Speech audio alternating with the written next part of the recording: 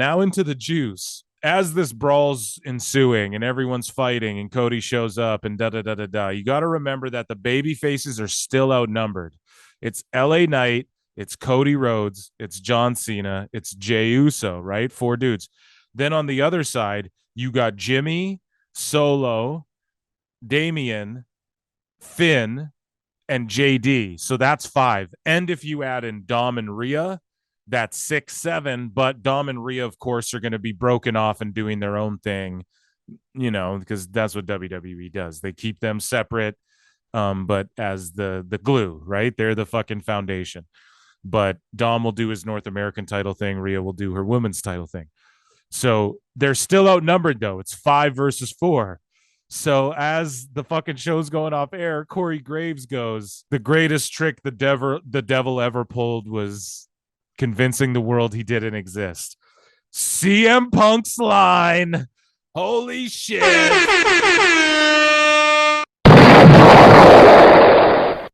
Fucking look in my eye. What do you see? Dude, he's teasing Punk. Survivor Series is in Chicago. We're probably going to get a War Games. Why? Because Cody calls the shots and his daddy invented the War Game. Daddy, or if he didn't invent it, he was the man who cultivated it. Daddy. So he's going to come in and be like, we want War Games. So that's awesome. Survivor Series is going to have a War Games. Who's going to be their 5th mystery man in Chicago? Look in my eyes. What do you see? Sorry, guys. I'm so sorry. Hairline, I'm like provoking him into a fight. He's going to fist fight me when he returns, and I can't wait. So, man, they wouldn't do that. WWE's notorious. They don't just do that shit unless there's something there. Right? They don't bring up New Japan unless Carl Anderson's going to drop the open weight title there. They don't bring up they don't quote shit unless there's possibility that a match could happen. They don't tease shit unless they're going to. Do you understand what I'm saying? WrestleMania's in Philly. Kevin Hart, I don't know, Rey Mysterio was just on. He has such a good relationship with the WWE through Endeavor and Nick Khan and The Rock and all of this. You guys were getting The Rock and Roman at WrestleMania, but we are going to get.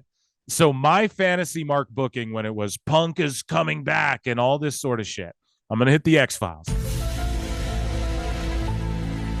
So my mark booking was always, okay, you have Punk come back at Survivor Series in Chicago as the mystery 5th man. They win. Everyone's hugging. Da-da-da-da-da-da-da-da. Cody and Punk's in there, and Cody's like, yeah, because obviously they're going to go. Cody's going to go, dude, I brought Jay to Raw. I called War Games. I have another friend that I made a phone, and it's going to be Punk. And he's going to go, it's crazy that I had to call this guy, but I know he'll get the job done, and I know what he stands for, and da-da-da-da-da-da. And then he'll even drop Real World's Champion. I even predict that. And people in our comments, we have the most intelligent fucking listeners. Yeah. You motherfuckers even pointed out to me, because I pointed out on the last pod that AEW's really driving home, we're the world heavyweight. We're the AEW world heavyweight champion. I was like, they're really pushing that narrative right now. Why are they doing that? And you guys in the comments went, well, because Punk's about to show up with the real world championship. They can't just have the AEW world title. Their belt's got to, they got to flip it up. And I was like, damn, that's genius thinking. So shout out you motherfuckers. Yeah. Cody's going to go, I had to call this guy Punk. Right. And it's going to, whether they announce it or not, Punk's going to show up in Chicago. I could see him just showing up before the go home as well, pop a huge rating, and then they go home, and then Survivor Series will do so well. But that being said, that was my fantasy mark booking. And then at the end of it, I think you're going to have Cody like raise Punk's hand, and they're going to celebrate together, the 2 big baby faces. And then Punk's going to pick up Cody and GTS him in Chicago. Boom. And he's going to stare him down, and he's going to go, you think you're different, Cody? You're everything. You're the problem with that other place. I saw what you left, and you helped create that fucking environment. you made me or something. I don't know. I could see that happening. And then he plays the fucking heel because people are going to boo him in other places, but WWE's going to cheer the shit out of him. But I think if he's smart, he just continues that mixed reaction heat that he had. So fans are going to be popping to see him, but they're going to boo because he went after Cody. And he's going to be like, no, I walk alone. If you guys don't get it yet, I don't fit in with the bloodline or the Judgment Day. I don't fit in with the good guys. Like, I'm fucking straight edge Punk.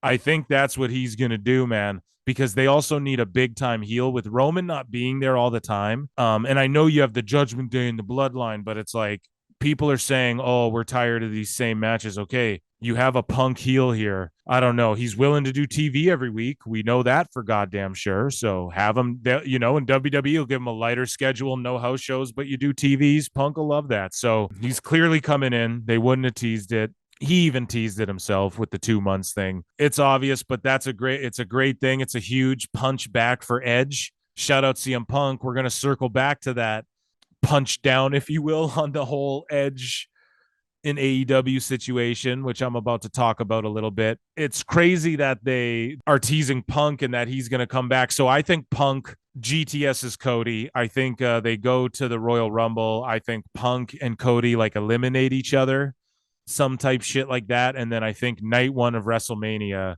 you have Punk versus Cody, and you have Rollins versus Gunther or something like that.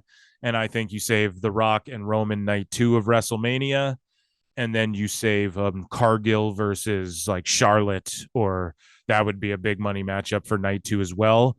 And I think Punk could even go after Rollins after Cody. I think he could lay down for Cody and then go after Rollins and go, I'm the real world champion. Like, no one pinned me, or maybe he does that in between. I could see Punk laying down for all these guys too, just to extra throw it in AEW's face. Punk isn't going to go to WWE and throw it in AEW's face like, oh, look, they're going to push me to the moon. No, that's not what he was even doing in AEW. It just didn't make sense for, if he just went to AEW and was laying down for everyone, that would have crashed it even worse than it went, right? His thing in AEW is he was trying to help get these guys over. Just a lot of them didn't like. I think what the thing that goes unsaid is that Punk had underlying issues going in because other people spoke on his reputation to people who didn't really know him, and then he came into AEW already with a bad rap, which is inevitable, right? But at the end of the day, like, in WWE, I saw Fightful responding to some shit saying like, they report that someone in WWE said Punk knows he'd get fucking laid out and he couldn't pull that shit backstage. Well, first off, that's more of an indictment on AEW's locker room, if anything else, which is probably why he tried to fight so many people. Or if he tried to fight so many people without fear of repercussion, especially when it's more of a Wild West like that. That's more of an indictment on AEW. But that being said, like, yeah, dude, in WWE, he never fought anyone.